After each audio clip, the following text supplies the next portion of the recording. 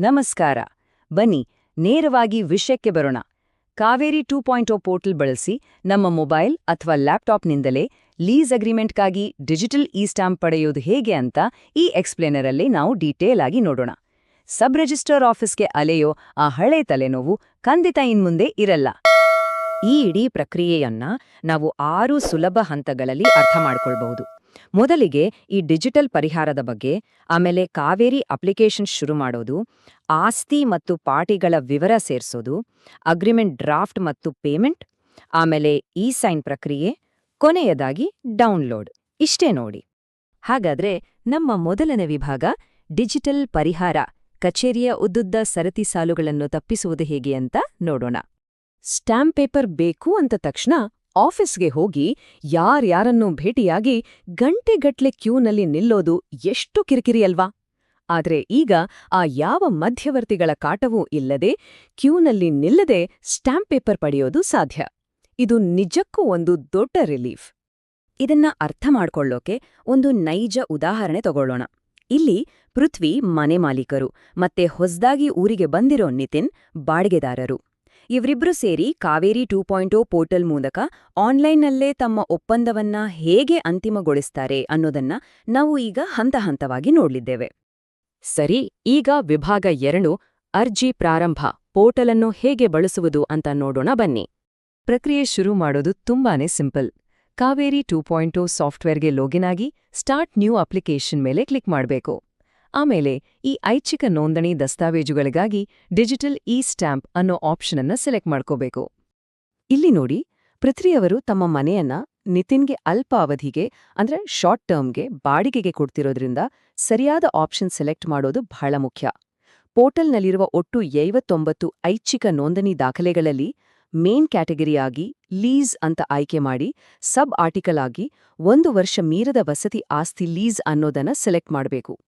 ಪೋರ್ಟಲ್ನಲ್ಲಿ ಬರೋ ಕೆಲವು ಟೆಕ್ನಿಕಲ್ ಪದಗಳ ಬಗ್ಗೆ ಕನ್ಫ್ಯೂಸ್ ಆಗ್ಬೇಡಿ.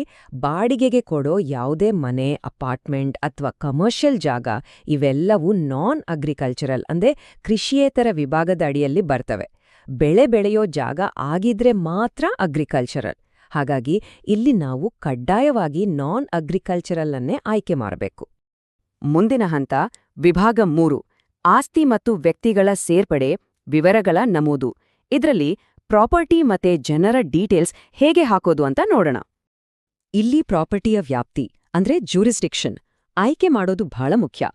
ಹಳ್ಳಿ ಕಡೆ ಆಸ್ತಿ ಆದ್ರೆ ಇ ಸ್ವತ್ತು, ಬಿಡಿಎ ಜಾಗ ಆದ್ರೆ ULMS.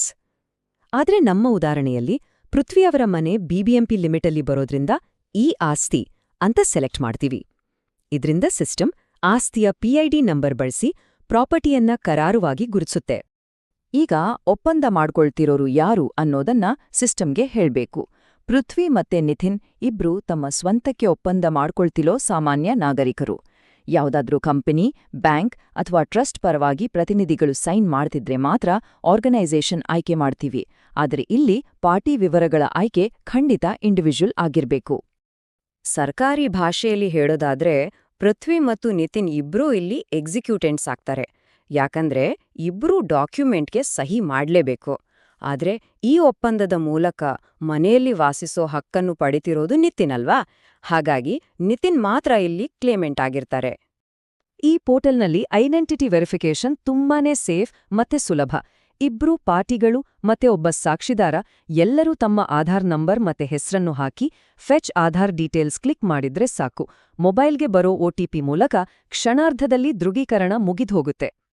ಸರಿ, ಈಗ ವಿಭಾಗ 4 ಕರಡು ಮತ್ತು ಪಾವತಿ ಅಂದ್ರೆ ಅಗ್ರಿಮೆಂಟನ್ನ ಭದ್ರಪಡಿಸೋದು ಹೇಗೆ ಅಂತ ನೋಡೋಣ. ಈಗ ಆರ್ಥಿಕ ವಿವರಗಳನ್ನ ನಮೂದಿಸುವ ಸಮಯ. ನಿತಿನ್ ಅವರ ತಿಂಗಳ ಬಾಡಿಗೆ 15,000 ರೂಪಾಯಿ ಮತ್ತೆ ಗುತ್ತಿಗೆ ಅವಧಿ 1 ವರ್ಷ. ಹೀಗೆ ನಿರ್ದಿಷ್ಟ ಸಂಖ್ಯೆಗಳನ್ನ ಸಿಸ್ಟಮ್ಗೆ ಹಾಕಿದ ತಕ್ಷಣ ಅದು ಬೇಕಾಗಿರೋ ಕನ್ಸಿಡರೇಷನ್ ಮೊತ್ತ ಮತ್ತೆ ಸ್ಟ್ಯಾಂಪ್ ಡ್ಯೂಟಿಯನ್ನ ತಾನೇ ಕ್ಯಾಲ್ಕುಲೇಟ್ ಮಾಡುತ್ತೆ. ಲೆಕ್ಕಾಚಾರದಲ್ಲಿ ಯಾವುದೇ ತಪ್ಪುಗಳಾಗಲ್ಲ. ಅಸಲಿ ಅಗ್ರಿಮೆಂಟ್ ಕಥೆ ಏನು ಅಂತ ಯೋಚಿಸ್ತಿದ್ದೀರಾ? ಅದನ್ನು MS ವರ್ಡ್ನಂತಹ ಸಾಫ್ಟ್ವೇರ್ಗಳಲ್ಲಿ ಟೈಪ್ ಮಾಡಿ ನೇರವಾಗಿ ಸಿಸ್ಟಮ್ಗೆ ಪೇಸ್ಟ್ ಮಾಡಬಹುದು. ಕನ್ನಡ ಅಥವಾ ಇಂಗ್ಲಿಷ್ ಎರಡರಲ್ಲೂ ಟೈಪ್ ಮಾಡಬಹುದು. ಆದ್ರೆ ಯುನಿಕೋಡ್ ಫಾಂಟ್ ಬಳಸಿದ್ರೆ ಬಹಳ ಉತ್ತಮ. ಪೇಸ್ಟ್ ಮಾಡಿದ ತಕ್ಷಣ ಸ್ಕ್ರೀನ್ ಬಲಭಾಗದಲ್ಲಿ ಒಂದು ನೀಟಾದ PDF ಪ್ರಿವ್ಯೂ ಕೂಡ ನಮಗೆ ಕಾಣಿಸ್ತೆ. ಇಲ್ಲಿ ನಾವು ಬಹಳ ಎಚ್ಚರ ವಹಿಸಬೇಕಾದ ವಿಚಾರ ಒಂದಿದೆ. ಖಜಾನೆ ಪೋರ್ಟಲ್ ಮೂಲಕ ಪೇಮೆಂಟ್ ಮಾಡೋ ಮುಂಚೆ ಕರಡನ್ನು 1 ಅಲ್ಲ 2 ಸಲ ಚೆಕ್ ಮಾಡ್ಕೊಳ್ಳಿ. ಯಾಕಂದ್ರೆ ಒಮ್ಮೆ ಪೇಮೆಂಟ್ ಆದ್ಮೇಲೆ ಡ್ರಾಫ್ಟ್ನಲ್ಲಿ ಒಂದು ಅಕ್ಷರ ಕೂಡ ಬದಲಾಯಿಸೋಕ್ಕಾಗಲ್ಲ, ಮತ್ತೆ ಯಾವುದೇ ಕಾರಣಕ್ಕೂ ಹಣ ವಾಪಸ್ ಬರಲ್ಲ. ಅಂದ್ಹಾಗೆ ಈ ಪೋರ್ಟಲ್ UPI, ಡೆಬಿಟ್ ಕಾರ್ಡ್ ಮತ್ತೆ ನೆಟ್ ಬ್ಯಾಂಕಿಂಗ್ ಎಲ್ಲವನ್ನೂ ಸಪೋರ್ಟ್ ಮಾಡುತ್ತೆ. ಪೇಮೆಂಟ್ ಆಯ್ತಲ್ವಾ? ಈಗ ವಿಭಾಗ 5 ಇ-ಸೈನ್ ಪ್ರಕ್ರಿಯೆ ಅಥವಾ ರಿಮೋಟ್ ಎಕ್ಸಿಕ್ಯೂಷನ್ ಬಗ್ಗೆ ತಿಳಿದುಕೊಳ್ಳೋಣ. ಈ ಪ್ಲಾಟ್ಫಾರ್ಮ್ನ ಅತಿ ದೊಡ್ಡ ಮ್ಯಾಜಿಕ್ ಅಂದ್ರೆ ಇದೇ ನೋಡಿ. ಡಿಜಿಟಲ್ ಇ-ಸ್ಟಾಂಪ್ ಪಡೆಯೋಕೆ ಎಲ್ಲರೂ ಒಂದೇ ಜಾಗದಲ್ಲಿರ್ಬೇಕು ಅನ್ನೋ ರೂಲ್ಸ್ ಇಲ್ಲ. ಹೌದು, ಕಾನೂನುಬದ್ಧವಾಗಿ ಸಹಿ ಮಾಡೋಕೆ ಈಗ ಭೌಗೋಳಿಕ ಅಂತರ ಅಂದ್ರೆ ಡಿಸ್ಟೆನ್ಸ್ ಒಂದು ಅಡ್ಡಿಯೇ ಅಲ್ಲ. ಉದಾಹರಣೆಗೆ ನಮ್ಮ ನಿತಿನ್ ಹೊಸ ಕೆಲ್ಸ, ಬೇರೆ ಊರು, ಸಿಕ್ಕಾಪಟ್ಟೆ ಬ್ಯುಸಿ ಇರ್ತಾರಲ್ವಾ, ಅವಾಗ ಪಾರ್ಟಿ ಈಸ್ ನಾಟ್ ಪ್ರೆಸೆಂಟ್ ಅನ್ನೋ ಆಪ್ಷನ್ ಸೆಲೆಕ್ಟ್ ಮಾಡಿ ಅವರಿಗೆ ಒಂದು SMS ಲಿಂಕ್ ಕಳಿಸ್ಬೋದು. ಆ ಲಿಂಕ್ ಕ್ಲಿಕ್ ಮಾಡಿ ಅವರು ಎಲ್ಲೇ ಇದ್ರೂ ತಮ್ಮ ಆಧಾರ್ OTP ಮೂಲಕ ಆರಾಮಾಗಿ ಇ-ಸೈನ್ ಮಾಡ್ಬೋದು. ಟೆಕ್ನಾಲಜಿ ಅಂದ್ರೆ ಇದೇ ಅಲ್ವಾ? ಬನ್ನಿ, ಈಗ ಕೊನೆಯ ಹಂತಕ್ಕೆ ಬಂದಿದ್ದೀವಿ. ವಿಭಾಗ 6 ಡೌನ್ಲೋಡ್ ಮತ್ತು ಮುಕ್ತಾಯ ಅಂದ್ರೆ ಪ್ರಕ್ರಿಯೆಯ ಫೈನಲ್ ಸ್ಟೆಪ್. ಇಬ್ರು ಪಾರ್ಟಿಗಳು ಮತ್ತೆ ಸಾಕ್ಷಿದಾರರು ಎಲ್ಲರೂ ತಮ್ಮ ಡಿಜಿಟಲ್ ಇ-ಸೈನ್ ಮುಗಿಸಿದ ತಕ್ಷಣ ಪಕ್ಕಾ ಲೀಗಲಾದ ಡಾಕ್ಯುಮೆಂಟ್ ರೆಡಿಯಾಗುತ್ತೆ. ಅದನ್ನ ಕ್ಷಣಾರ್ಧದಲ್ಲಿ ಡೌನ್ಲೋಡ್ ಮಾಡ್ಕೋಬಹುದು. ಜೊತೆಗೆ ಒಂದು ಯುನೀಕ್ ಡಿಜಿಟಲ್ ಇ-ಸ್ಟ್ಯಾಂಪ್ ನಂಬರ್ ಕೂಡ SMS ಮುಖಾಂತರ ಬರುತ್ತೆ. ಪೋರ್ಟಲ್ ಡ್ಯಾಶ್ಬೋರ್ಡ್ನಲ್ಲಿ ಯಾವಾಗ ಬೇಕಾದ್ರೂ ಇದನ್ನ ಮತ್ತೆ ಡೌನ್ಲೋಡ್ ಮಾಡ್ಬೋದು ಮತ್ತು ಮುಂದಿನ ದಿನಗಳಲ್ಲಿ ಇದು ಡಿಜಿಲಾಕರ್ನಲ್ಲೂ ಸಿಗುತ್ತೆ. ಕಾವೇರಿ 2.0 ಇಂದ ಏನು ಲಾಭ ಅಂತ ಒಟ್ಟಾರೆಯಾಗಿ ನೋಡೋದಾದ್ರೆ ಮಧ್ಯವರ್ತಿಗಳ ಕಾಟ 0, ನಮ್ಮ ಸಮಯ ಉಳಿಯುತ್ತೆ, ಕ್ಯೂನಲ್ಲಿ ನಿಲ್ಲೋದು ತಪ್ಪುತ್ತೆ, ಮತ್ತೆ ಇಡೀ ಪ್ರಕ್ರಿಯೆ ಸಂಪೂರ್ಣ ಪಾರದರ್ಶಕ ಮತ್ತು ಸೇಫ್ ಆಗಿರುತ್ತೆ. ನಮ್ಮ ಕೆಲ್ಸನ ನಾವೇ ಮಾಡ್ಕೊಳ್ಳೋಕೆ ಇದು ನಿಜಕ್ಕೂ ಒಂದು ದೊಡ್ಡ ಶಕ್ತಿ ಕೊಟ್ಟಿದೆ ಅಲ್ವಾ? ಇದು ನಮ್ಮೆಲ್ಲರನ್ನೂ ಒಂದು ಪ್ರಶ್ನೆ ಕೇಳುವಂತೆ ಮಾಡುತ್ತದೆ.